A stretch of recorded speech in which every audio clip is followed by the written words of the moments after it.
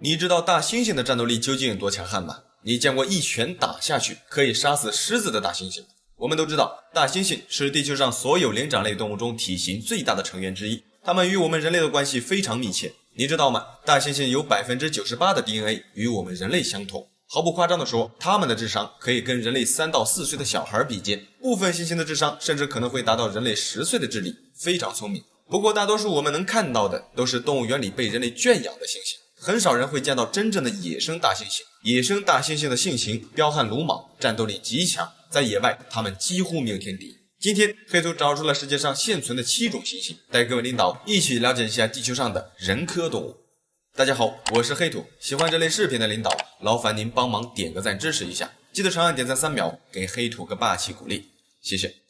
好，第7个倭黑猩猩，这是一种被认为是私生活相当混乱的一种猩猩。你可能很难相信，这家伙同性相恋，并且还经常利用独特的方式处理种群冲突。一眼看上去它与黑猩猩很像，但其实它与黑猩猩是2种不同的物种。与黑猩猩相比，这种猩猩的性格更温顺，很少会发怒，叫声也与黑猩猩不同，比较爱好和平。最独特的就是这种猩猩在处理种群冲突和解决社会问题时所用的手段非常罕见。我们都知道，绝大多数的动物种群面对冲突通常都是使用暴力争斗来解决，但倭黑猩猩是个例外。这家伙在遇到种群冲突或社会问题时，会很随意的利用交配的方式来处理或解决冲突，并且在这期间有同性相结合的现象。经过人们对倭黑猩猩的这种行为观察发现，它们之所以会出现同性相恋这种现象的原因也是千奇百怪。其中一个原因就是纯纯的把对方的性别弄错了，并且这种情况大多数都发生在雌性倭黑猩猩的身上。之所以发生这种高度混交的现象，最主要的原因还是为了巩固其社会种群的连结。它们具备强大的容忍力，更奇特的是，它们喜欢与陌生的猩猩分享自己的食物，而不是熟悉的同类。也正是因为这种容忍力，在它们的种群中消除了很多冲突，可以让每个个体都能够更好、更容易地融进大群体中。对了，还有就是这种猩猩的族群通常都是以母猩猩为首领，每群大约由2到20只组成。它们的食量很大，除了吃植物，有时候也会捕捉小羚羊、小狒狒和猴子为食，寿命大约也就在40年左右。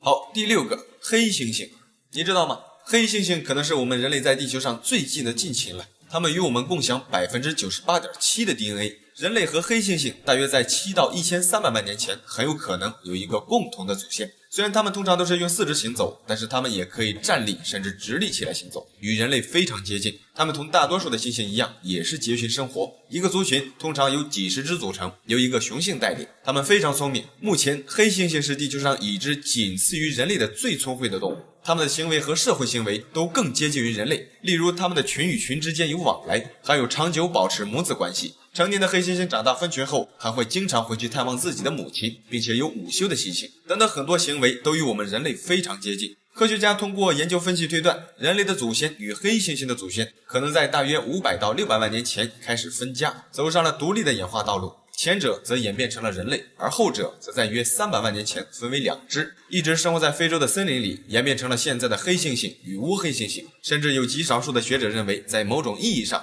人类可能就是第3类黑猩猩。不过这些都只是人们的猜测，毕竟人类的起源至今仍没有一个确切的答案。还有就是黑猩猩的性情，黑猩猩就比较暴力了。野生成年的黑猩猩的平均站立高度为 1.5 米，体重约在80到140斤之间。被圈养的黑猩猩体重可以达到200斤以上，它要比倭黑猩猩更加强壮。它们的力量和锋利的牙齿意味着对人类有很大的威胁。至今为止，记录在案的野生黑猩猩袭击人类儿童的事件至少有6起，其中一些是致命的。更有黑猩猩抢夺并吃掉人类婴儿的事件发生，不过通常情况下，它们很少会主动袭击人类。反过来看，反而是人类的偷猎者一直在不停地袭击它们。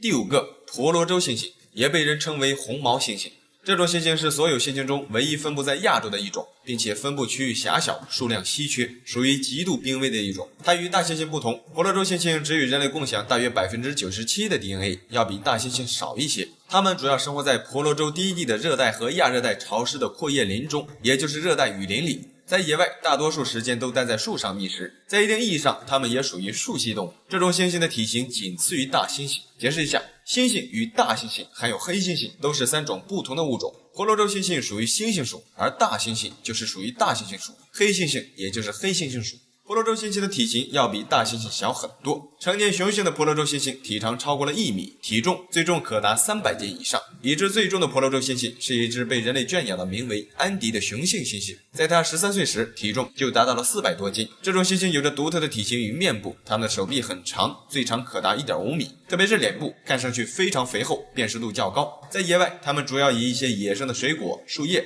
或者昆虫为食，有时候它们也会去掏鸟蛋、啃树皮，还有极少数的情况，它们也会猎杀较小的灵长类动物，例如懒猴。在人们对野生婆罗洲猩猩的观察中发现，它们曾试图使用长矛捕鱼，但未见能成功捕获。还有就是它们有时候会利用叶子擦粪便，甚至将一些树叶、树枝连接在一起当做雨伞使用，非常聪明。可惜的是2016年这个物种被列为濒危物种的红色名录中，主要原因就是因为人类在东南亚广大的范围内，婆罗洲猩猩被人类无情的猎杀。由于人类的活动范围无序扩张，使得这种猩猩的栖息地逐渐缩小，再加上偷猎者和宠物贸易对它们都构成了严重的威胁。第4个，苏门答腊猩猩。它也是猩猩属，数量极度濒危，比上面的婆罗洲猩猩更稀有。苏门答腊猩猩仅在印度尼西亚苏门答腊岛北部有发现，这种猩猩的体长也在1米以上，体重约在200斤左右。它们长得与婆罗洲猩猩非常的像，但是它们两个是不同的物种。与婆罗洲猩猩相比，这种猩猩更瘦，脸部更长，还有就是头发也较长，身上的皮毛颜色会更淡一些。雄性苏门答腊猩猩的脸部与雌性不同，雄性猩猩的脸颊两侧会有明显厚厚的肉垫，雌性没有。在这张大脸的下方有一个气囊，这个气囊与喉部相连，充气后会鼓起，主要作用就是充气鼓起后发出特别的声音，可以用来向同类传达信息。另一个作用就是找对象。苏门答腊猩猩脸上的大肉垫会随着年龄的增长越长越大，而这对于母猩猩来说就是高颜值的象征。在母猩猩的眼里，雄性猩猩脸颊处的肉垫越大，长得也就越帅，也就是脸越大越好看。经过人们对它的观察发现，野生的苏门答腊猩猩会利用树枝用牙齿磨掉一端，然后用棍子在树洞里挖白蚁。在没经过人类干预或培训的情况下，它们自己就已经会使用工具了。还有就是这种猩猩要比婆罗洲猩猩更加依赖树栖，主要原因就是在它们生存的苏门答腊岛上有一种威胁它们生存的大型捕食者存在，那就是苏门答腊虎。这种老虎虽然是所有老虎种类中体型最小的老虎亚种，但对于苏门答腊猩猩来说却是最大的威胁。苏门答腊猩猩的主要食物也是以无花果、蜂蜜、鸟蛋、幼鸟和植物的嫩芽为主。这种猩猩要比上面我们说的婆罗洲猩猩智商要高，部分原因是由于在它们的栖息地内有很多肥大且结实的无花果树，这可以让它们极大群体生活，有足够的时间相互交际和沟通学习。对了，还有就是苏门答腊猩猩可能是任何哺乳动物中孕育期最长的一种动物。雌性苏门答腊猩猩每生一次小猩猩的间隔期需要长达8年的时间，在这8年里，母亲会教会孩子学习很多的生存本领，直到小猩猩可以独自生存为止。它们的寿命通常约在45岁左右。好，第3个，达班努里猩猩，这是一种在2007年才被正式分类的一个物种。这种猩猩同苏门答腊猩猩一样，都生存在苏门答腊岛的北部。刚开始发现这个物种时，人们一直把它当作是苏门答腊猩猩，直到1997年，人们对该地区的一次探险，重新发现了这个猩猩的种群，但当时这种猩猩并没有被认为是一个独立的物种。直到2017年，人们对这种猩猩的基因进行详细的系统发育研究后，才发现它跟苏门答腊猩猩是2种不同的物种。这种猩猩的外表与苏门答腊猩猩非常接近，不同的是它们的毛发更卷，头更小，脸部更平更宽。雄性达班努里猩猩胡须要更向外突出，还有就是它们的上犬齿很大，在饮食上也有所区别，像一些毛毛虫和针叶树这些难以下咽的食物，达班努里猩猩都可以吃。经过科学家们观察发现，达班努里猩猩几乎是完全树栖的动物。在一次观察中，科学家们发现超过3000个小时，它们都没有降落到地面。经过分析，可能是由于该地区存在苏门答腊虎和云豹这2种猛兽，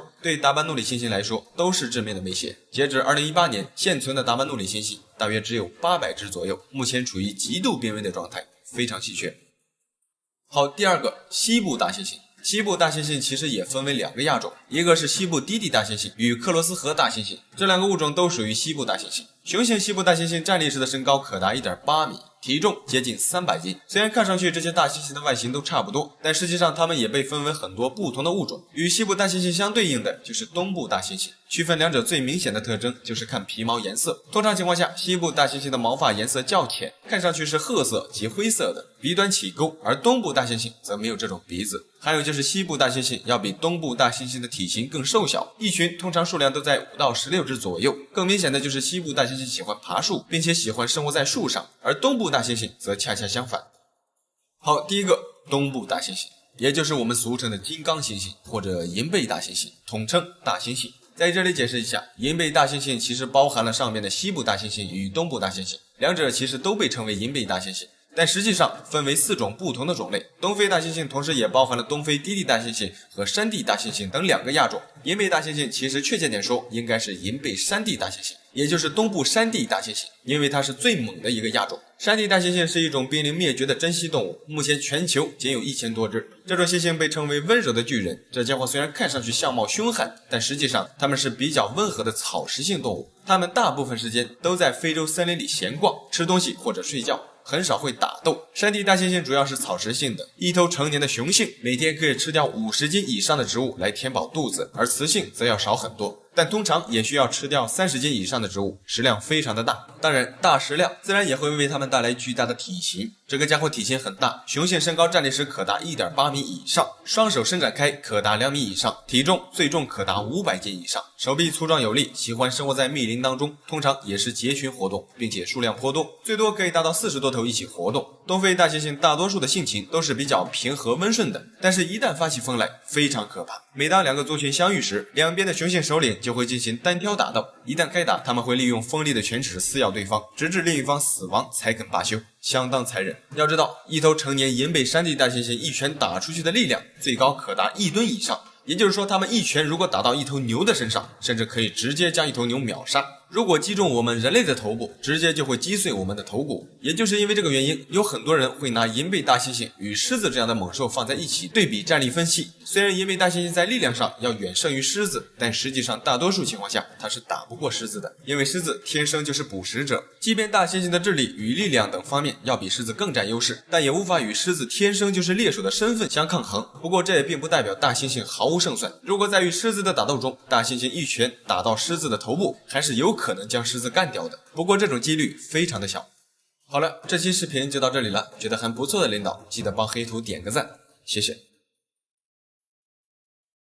世界上真的有看不到的生物存在吗？你见过世界上会隐形的动物吗？你敢相信吗？在我们生存的地球上，除了那些我们一眼就能看到的大型动物，其实还有一些伪装手段非常高超的生物存在。这些动物拥有独特的身体构造，在自然界，它们几乎可以完美的和大自然融为一体。即便它们就在我们眼前，如果不去仔细观察，我们也很难发现它们。今天这期视频，黑土就给各位领导找出了世界上最罕见的10种隐形动物，带各位领导一起认识一下这些伪装高手。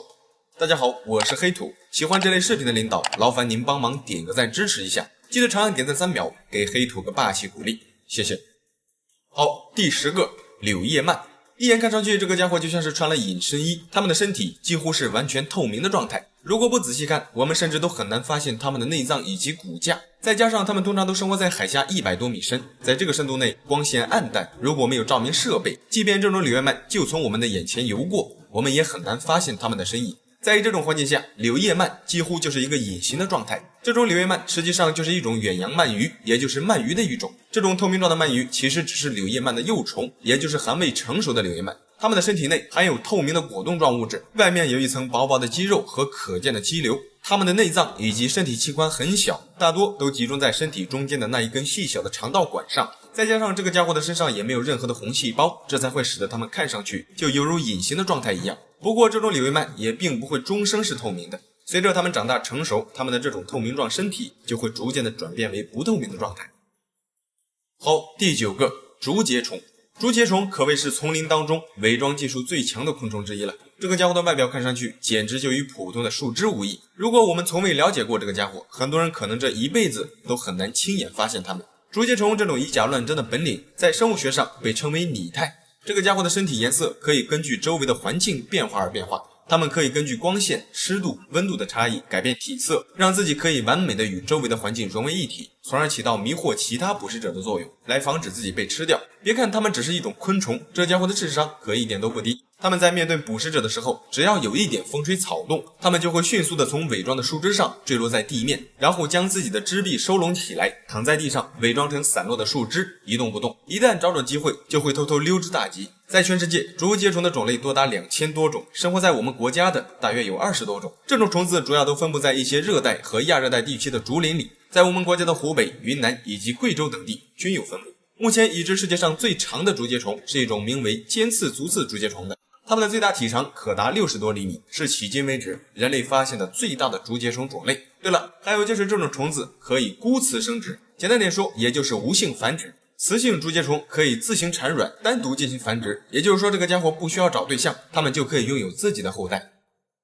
好，第8个，兰花螳螂。如果从没见过这个家伙，一眼看上去，相信很多人都会将它误认为是一朵花，但实际上它是一种螳螂，属于花螳科。之所以叫兰花螳螂，是因为这种螳螂的颜色与兰花非常接近，并且它们还经常趴在兰花上伪装自己。这个家伙可以随着花色的深浅去自行调整自己身体的颜色，从而完美的将自己隐藏起来。这种兰花螳螂通常都生活在东南亚地区的雨林中，它们的成年体长大约在6到7厘米。它们将自己隐藏在兰花上的目的，一方面是为了躲避捕食者，但还有一点也是更重要的一点，就是为了捕猎。兰花螳螂利用自己独特的身体构造，将自己伪装成兰花的形态，从而去诱捕蜜蜂、蝴蝶等等一些小型昆虫。这个家伙虽然外表看上去非常漂亮，但实际上这种兰花螳螂是一种相当凶猛的昆虫，它们属于一种肉食性昆虫，主要就是靠捕食其他昆虫为生。有时候如果等不到猎物，它们甚至会去选择自己的同类下手，即便是自己的兄弟姐妹，兰花螳螂也会照吃不误。还有就是它们同类相食的这种现象，从幼虫就会开始。这家伙看上去漂亮，实际上相当残忍。好，第7个，叶虫。这是一种身体酷似树叶的虫子，它与上面的竹节虫一样，同属于竹节虫科。叶虫的伪装手段足以以假乱真，即便它们就在我们眼前的树枝上，我们也很难发现它们。这个家伙与树叶的相似度几乎高达80%以上。仔细观察你会发现，即便是树叶上的叶脉，在叶虫的身上也可以看到，一眼看上去，它与普通的树叶无疑，非常相似。这种虫子趴在树叶上几乎很难被发现，除了长得像树叶，它们甚至还会模仿树叶上被虫子咬过的痕迹。更过分的是，这家伙在移动的时候也会伪装成树叶被风吹动的样子，晃晃悠悠的慢慢移动，看上去就像是被风吹动的树叶一样，伪装手段那是相当的高超。这种虫子白天一般不会活动，白天它们通常都趴在一些树叶上，伪装成树叶的样子一动不动，只有到了晚上它们才会活动。对了，还有就是它们不单只会模仿绿色的树叶，甚至是干枯的树叶，它们也会模仿的惟妙惟肖，相当厉害。好，第6个，叶尾壁虎。这是一种外形看起来很像枯萎的树叶的一种壁虎，特别是它的尾巴与枯树叶的相似度极高，也正是因此它才被称为叶尾壁虎。这种壁虎仅分布在马达加斯加，与以上的那些一样，它也是一种伪装高手。叶尾壁虎的躯干和四肢能够紧紧地贴在树干和树枝上，它们可以将自己的身体压扁，以减少身体的阴影，只将自己酷似树叶的尾巴抬起，伪装成树叶，以此来防止其他捕食者。他们在进行伪装的时候，身体也可以像变色龙那样变换颜色，从而可以使自己适应更多的环境。这种壁虎属于夜行性，白天通常都趴在树枝上，到了晚上才会活动觅食。对了，还有就是这个家伙在当地被称为恶魔叶尾壁虎。之所以在它的名字前加一个恶魔的词眼，是因为这种壁虎的头顶上有2个角，并且它们还拥有一双红色的大眼睛，乍一看上去外形有些可怕，当地人有点怕这种壁虎的外表，所以就给它附上了一个恶魔的称号。好，第5个，豆丁海马，也叫侏儒海马。乍一看上去，相信各位领导很难发现它们在哪里。其实黑土同各位领导一样，也没有发现。这个家伙对于我们来说，他们几乎做到了隐形的状态。如果他们不想让我们发现，那么我们几乎是很难找到他们的。豆丁海马是一种体型非常小的海马，它的身长大约也就在1厘米左右，非常短小。人们首次发现这个小家伙是在1969年，并且发现过程还是人们为了研究一种海扇珊瑚才偶然发现它的。豆丁海马经常藏身在各种不同的珊瑚上，它们的体色有红色、灰色、黄色和白色，它们的身体颜色会随着周围的环境而产生拟态，随之变化。这个小家伙的身上还长有肉瘤状的凸起物，正好可以完美匹配珊瑚上的凸起物。它们攀附在珊瑚上，很难让人分辨出来，伪装得非常完美。如果不是人们为了研究珊瑚偶然发现它们，可能至今我们都不能发现这种小海马的存在。好，第4个，比目鱼。这种鱼是一种底栖鱼类，分布于世界各地的海洋底部。比目鱼这个家伙远看上去其实并没有很奇特，但如果各位领导近距离观察，就会发现这个家伙很丑。之所以说它丑，是因为比目鱼的两只眼睛长在它们面部的一侧，也就是两双眼睛都长在同一侧朝上的脸上，而且身体扁平，眼睛向外突出，看上去那家伙相当别扭。然而更让人意想不到的是，它们这种眼睛长在同一侧脸上的独特构造，其实并不是刚开始就有的。幼年的比目鱼与其他鱼类一样，头部两侧各有一只眼睛，然而随着它们长大成熟，另一只眼睛就会慢慢的迁移到身体的另一侧，嘴巴也会随着眼睛的移位逐渐变得扭曲，从而变成现在这副模样。成年后的比目鱼只能永久性的单侧躺在海底，看上去就像在地上趴着一样。不过这种独特的身体构造也为它们的生存起到了很大的作用。比目鱼在捕食猎物的时候，可以将自己的身体完美的隐藏在沙子底下，只露出两只眼睛去观察猎物的动向。一旦有猎物靠近，它们就会迅速从沙子中跃起，猛地向猎物发起攻击。难以想象被这种比目鱼袭击的猎物心理阴影面积得有多大。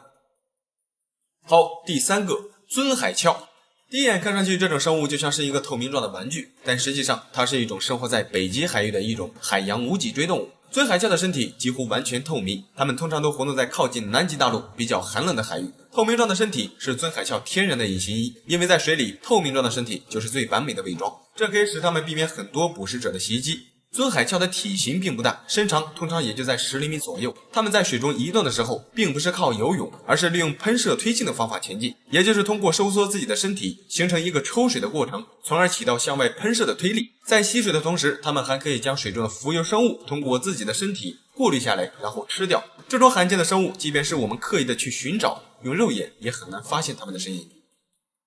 好，第二个，圆黄掌轴蛾。如果你从未见过这个物种，第一眼看上去，你可能会认为它只是一小节断掉的树枝，但实际上它是一种飞蛾。这是一种体型相对较大的蛾，它们的双翅展开可达6厘米，它们的前翅呈灰色，顶端有一大块突出的浅黄色斑块，翅膀尾部呈乳白色，所以在它们一动不动休息的时候，看上去就像一根折断的树枝。这个家伙广泛分布在欧洲、亚洲到东西伯利亚，在我们国家的东北地区以及河北、山东、江苏、浙江、湖南、湖北等地也均有分布。圆黄掌轴蛾的这种特殊外观可以帮助它们躲避很多天敌，在遇到危险时，它们只需一动不动地趴在树枝上，就可以实现完美的伪装。还有就是圆黄掌轴蛾也属于夜行性动物，白天通常都停留在树上一动不动，到了晚上才开始活动。还有就是这个家伙其实是一种害虫，圆黄掌轴蛾主要以各种树木和灌木为食，它们会将自己的卵产在植物的叶子上，这些幼虫啃食树叶的能力很强，很影响树木的生长，并且由于它们自身出色的伪装能力，使得很多鸟类或者其他捕食害虫为食的动物很难发现它们。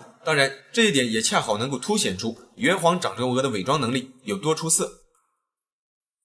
好，第一个，枯叶蛱蝶。这是一种蛱蝶科动物，它们几乎不需要去刻意的伪装，只需将自己的翅膀折叠起来，就会变成一个枯叶。它们如果落在枯叶堆里，我们几乎是不太可能轻易发现它们的，因为这个家伙与枯叶太像了，就连它们身上的小黑斑点看上去也与干枯或者溃烂的枯叶非常接近。当它的翅膀合上时，即便它就在我们的眼皮子底下，我们可能也不会发现它。不过当它们将翅膀展开的时候，还是相当漂亮的，特别是在阳光的照射下，它们那掺杂着蓝色与其他颜色的翅膀会显得格外漂亮。这种枯叶蛱蝶大多都分布在东南亚地区，通常都栖息在一些潮湿的阔叶林中。它们主要是以一些腐烂的水果或者动物的粪便为食，是一种典型的食腐蝶类动物。它们的天敌主要就是鸟类，每当危险来临，枯叶蛱蝶就会迅速的进行不规律的飞行，然后找准时机，将自己的翅膀闭合，掉入树叶中，并形成一个固定的姿势，一动不动，将自己伪装起来，以此来躲避天敌的追杀。对了，还有就是这种蝴蝶在我们国家非常罕见，虽然它们的地理分布广泛，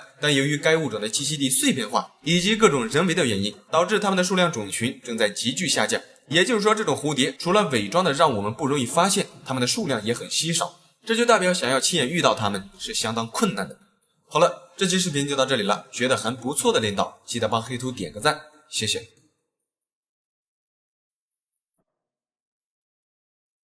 世界上最大的动物究竟是什么？万米深海下的世界到底是什么样的？我们都知道，整个地球上陆地的面积还不到1/3，剩下的都是海洋。海洋的神秘程度要远远高于陆地，在广阔的海洋里演化出了各种千奇百怪的神秘生物。地球上的动物有很多，大小不一。目前陆地上已知最大体型的动物就是大象。成年的非洲象身高可达4.1米，体重能到13.5吨。对于人类来说已经相当的大了，但是如果拿陆地上最大的动物与海洋里的动物做对比，那大象基本上连号都排不上。在广阔的海洋深处，栖息着很多体型巨大的深海生物，它们一般不会露出水面，经常隐秘在漆黑冰冷的深海里。它们的长相怪异，体型巨大。如果不是那些勇于冒险的探索者去寻找这些深海生物的踪迹，那么我们绝大部分的人类这一辈子可能都不会见到这些巨大的深海生物。人活一世，我们的眼界不应只停留在眼前的那一亩三分地。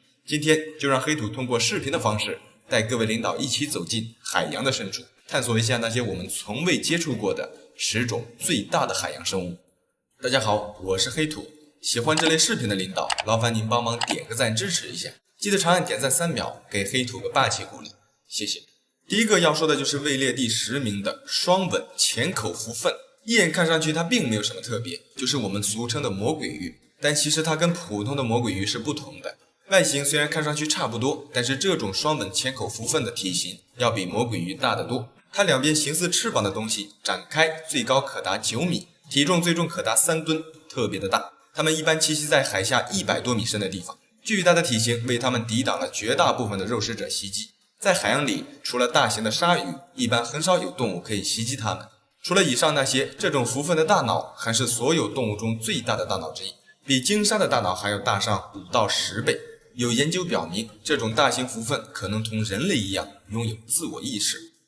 好，排名第9，海洋翻车鱼。这种鱼的体型最大可达 5.5 米，体重可达3吨往上。这个大家伙看上去好像是只有一个头，没有尾巴。它的游泳速度相比其他大型鱼类略显尴尬，虽然移动速度不快，但是它的潜水技术还是可以的。它们可以下潜到海下800米左右。我们都知道，下潜的深度越深，承受的压力也就越大。每增加水深10米，就会增加一个大气压。这个大家伙能潜入800米深，高低还是有点能耐的。不过它们一般大部分时间都在水下200米深的地方游走。翻车鱼的身上还会分泌出一种物质，它分泌出来的东西可以帮助治疗其他鱼类的伤病。巨大的体型虽然能抵御大部分的掠食者，但是它却拿一些小型的寄生虫没有办法。翻车鱼的皮肤表层长满了各种各样的寄生虫，种类多达50多种，这会让它非常的不爽。当它们感觉皮肤不舒服的时候，就会浮出海面，让一些鸟类落到自己的身上，帮它吃掉这些寄生虫。动物们的生存法则其实也并非都是你死我活。好，排名第8，巨型黄带鱼。这个鱼就比较恐怖了。在很多地方的传说中，这种黄带鱼的出现会给当地带来地震或者海啸，它被认为是灾难的象征。很多航海人也特别的忌讳这种鱼的出现，它一度被人们称为恶魔的使者。在中国的台湾省，这种鱼则直接被称为地震鱼。具体是什么原因导致它会带来灾难，至今仍是个未解之谜。2014年，墨西哥的科尔蒂斯海滩浅水区就曾出现了2条长达15米的黄带鱼，这把附近的游客吓得不轻。它的体型更像是一条巨大的海蛇。黄带鱼是世界上体型最长的硬骨鱼，一般的体长都在3到5米左右，体重约在500斤以上。它们生活在海洋深处，可下潜至1000多米的深海处。这种鱼性情凶猛，并且还会残杀同类。它们的面目狰狞恐怖，游走在深海处，一眼看上去就像是一条巨大的海蛇。而人类对这种形似蛇身的动物天生就有一种恐惧感，更何况它的体型还是那么的巨大，这也难免会让人对它产生畏惧的心理。由于它们生活在比较深的水域，通常情况下人类遇到它们的几率会很小，一旦浮出水面，从没见过它们的人第一次看到它，难免会感到害怕。好，第7名，北太平洋巨型章鱼。它是目前人类已知的体型最大的章鱼，生活在太平洋海域。它的最大标本周长记录为9米，重达272公斤。通常情况下，大部分的巨型章鱼的周长只有5到6米，体重大概在100斤以上。这种章鱼可以随机的改变自己的皮肤颜色，从而轻易的将自己隐藏起来，避免给大型掠食者的捕杀。这种章鱼的优势并不是它的体型，据研究显示，它们拥有长期的记忆，并且还有让人难以置信的学习能力和观察力。它们可以自己学会开罐头，还能顺利地通过科学家为它们准备的迷宫。这种巨型章鱼可能是所有章鱼中最凶猛的一类了。难以相信，这种软体动物竟然可以猎杀鲨鱼。动物学家曾在这种巨型章鱼的排泄物中发现了白斑角鲨的尸体。由此可见，这个大家伙具有攻击性。如果在海水里遇到它，被它的吸盘紧紧地包裹住我们的上半身，好家伙，想想都怕。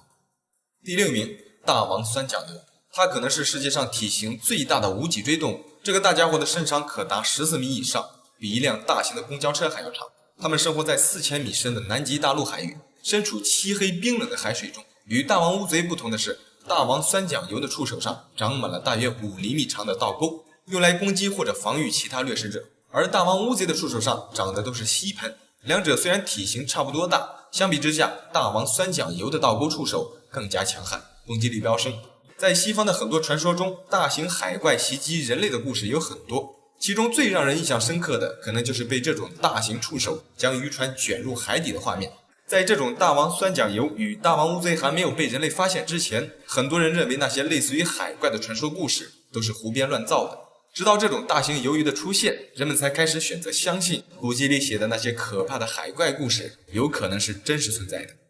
好，第5个，老鲨，它的体型仅次于鲸鲨。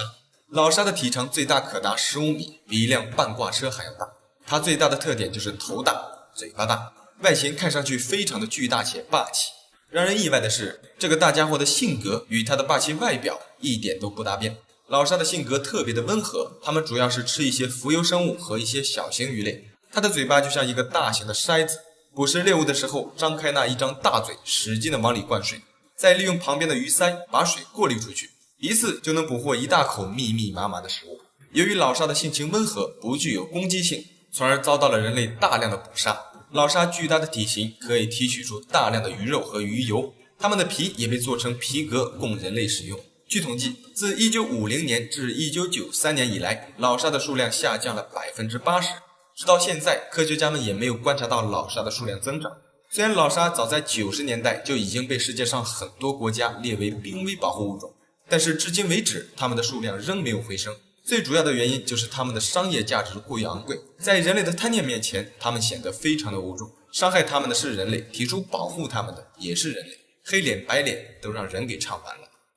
第4个，鲸鲨，它是所有鲨鱼种类中个头最大的，同样也是鱼类中最大的。鲸鲨的体长可达20米，它们的寿命更是高达100年。鲸鲨的性格同老鲨一样，都是属于比较温和的一类。它捕食猎物的方式与老鲨大同小异，都是滤食性动物。它的皮肤厚度可达10厘米，特别的坚硬，有一种橡胶的质感。坚硬的皮肤为它抵挡了为数不多的掠食者的攻击。不过即便是没有这么坚硬的皮肤，在大海里能猎杀鲸鲨的掠食者，除了人类几乎也没几个。它巨大的体型让很多凶猛的掠食者都望而生畏。排名第3，抹香鲸。抹香鲸的体长超过20米，体重超过70吨，它是地球上体型最大的齿鲸。抹香鲸从刚出生就重达1吨，体长约4米，从小就是个大块头。它拥有动物界最大的大脑，它们分布于全世界所有不结冰的海域。难以想象这个大家伙居然是群居动物。每年一到产卵的季节，上百头抹香鲸就会在大洋里集合游走。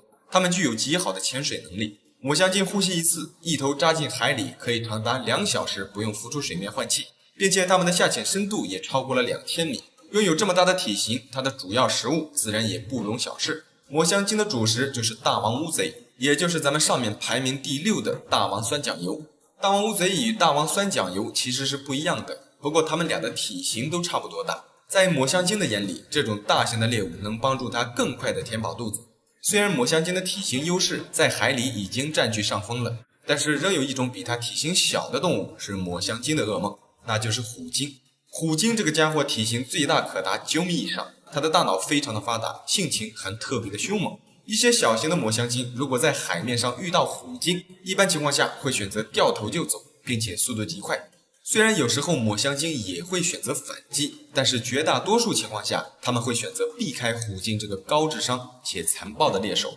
抹香鲸的肠道还会向外分泌出一种非常昂贵的材料，名叫龙涎香的东西。这种东西的价格堪比黄金，是一种极其罕见的香料。很多名牌香水的成分里都会使用龙涎香，这种东西的香味非常的持久，当然它的形成过程也是特别的漫长。龙涎香从抹香鲸体内排出之后，需要经过海水长达100年以上时间的浸泡，才能形成品质上乘的固体香料。如果直接从抹香鲸的体内将龙涎香取出，是没有任何价值的。品质好的龙涎香必须是从抹香鲸体内正常排出，然后浮在海水中浸泡几十年甚至上百年才可以形成，极其的难得。好，排名第2，蓝鲸。毋庸置疑，蓝鲸被认为是地球上人类已知的现存体型最大的动物，它的体长可达33米，体重超过180吨。一头蓝鲸的重量能抵得上25只非洲象。如果拿人类做对比，那得需要2500个人加起来的重量，也不一定有蓝鲸重。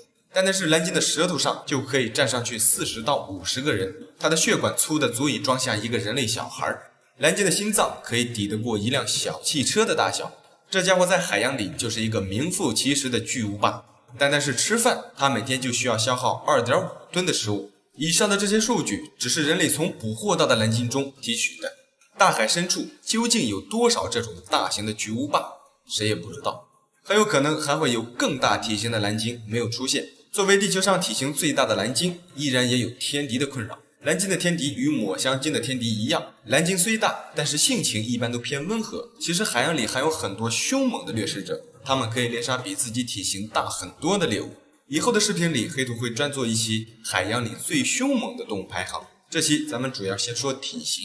说到蓝鲸，相信很多领导都听说过鲸落。有句话叫一鲸落万物生，这句话并非空穴来风。据科学家研究表明，一头鲸鱼死去，它的尸体沉入海底，蓝鲸巨大的躯体会养活多达1万多个生物体的生存，并且这一套循环系统的过程会长达100年。部分生物就是靠鲸落才得以生存。好，最后一个狮滨水母，这种水母是水母中体型最大的。之所以把它列到第一名，黑土在这里也跟各位领导老实交代，黑土承认是为了营造神秘感。不过黑土并没有胡乱瞎说，这种水母的体型虽然不是最大的，但是它的体长确实超过了蓝鲸。它的身体长度仅仅2米多，但是它身后的触手可以达到37米，是目前世界上已知体长最长的动物之一。这种巨大的水母具有极高的危险性，它们的触手上有毒针，它的毒液足以让人致死。人类一旦被它的触手划伤皮肤，毒液进入我们的体内，短时间内我们就可能中毒而亡。这家伙十分的可怕且凶猛，不过它们一般不会出现在人类活动的区域，它们主要活动在较冷的海域，而人类一般也不会到冰冷的海域潜水，与它们碰面的机会几乎很小。好了，这期视频就到这里了，感觉还不错的领导，记得帮黑土点个赞，谢谢。